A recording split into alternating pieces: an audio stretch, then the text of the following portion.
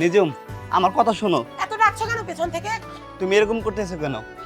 দেখো, আমি তোমাকে বলেছি না আমি তোমার সাথে থাকবো না। আচ্ছা তুমি এরকম পাগলামি করতেছো কেন?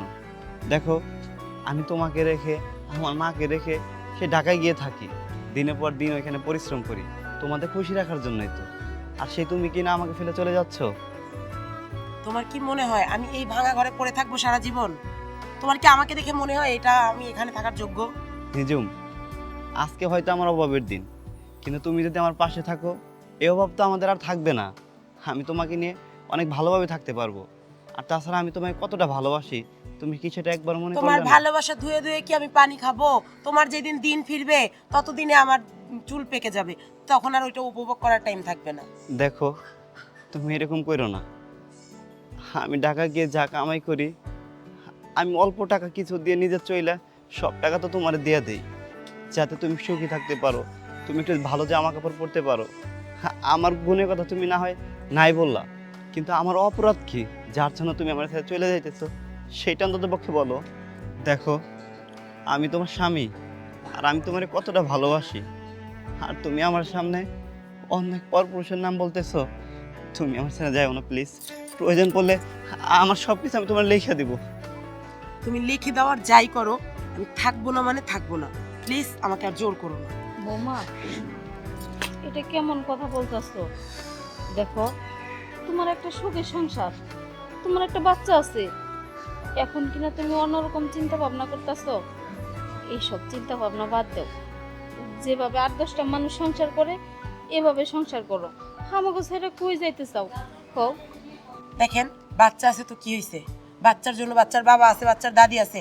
আমি মা না থাকলে কিছুই হবে না। দেখেন, আমাকে আর বিরক্ত করেন না। আমার জন্য ফরিদ ওয়েট করতেছে, আমি না গেলেও অনেক বেশি কষ্ট পাবে। প্লিজ আমাকে পেছন থেকে আর একবারও ডাকবেন না। চলে গেলাম আমি।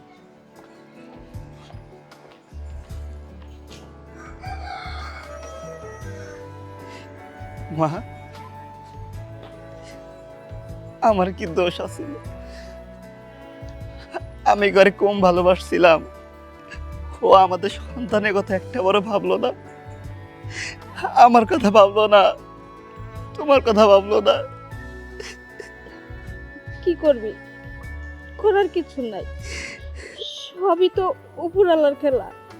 এটা তোর কপালে আছিল, তাই এরকম হইলো। তুই কোনো চিন্তা করিস না, তোর ছেলে আছে, আমি তো আছি। আমি তো আর মরি নাই, আমি আছি, তুই আছস।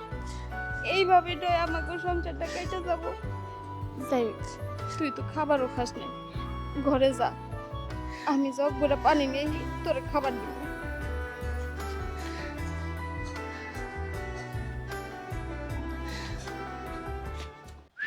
আজকে অনেকদিন পরে আমার মনের আশাটা পূরণ হবে। কি ব্যাপার, আপনি এখানে কেন? এখানে না ফরিদের আসার কথা ছিল?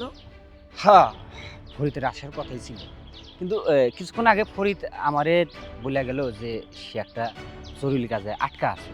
তো আমারে বলছে যে আপনি রিসিভ করতে, তো আপনি আমার সাথে চলেন। আমি আসবো? আমার থেকে কি এমন ইম্পর্টেন্ট কাজ যেটা ও আমাকে না নিতে এসেও চলে গেল?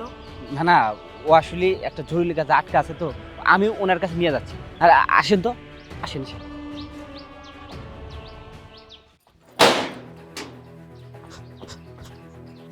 আমি এটা কি করে ফেললাম? আমি নিজের হাতে নিজের সর্বনাশ করে ফেললাম। তুষার আমাকে কত ভালোবাসতো, আমি কিছু না শুনে না বুঝে আমি শুধু ফরিদের জন্য চলে এসেছি। আমার সুন্দর সংসারটা আমি নিজের হাতে নষ্ট করলাম, নিজের পায়ে আমি নিজে কুড়াল মারলাম। এ পাপের প্রায়শ্চিত্ত হয় না। হে আল্লাহ, আমি কি করে ফেললাম? আমার এই পাপের প্রায়শ্চিত্ত হয় না।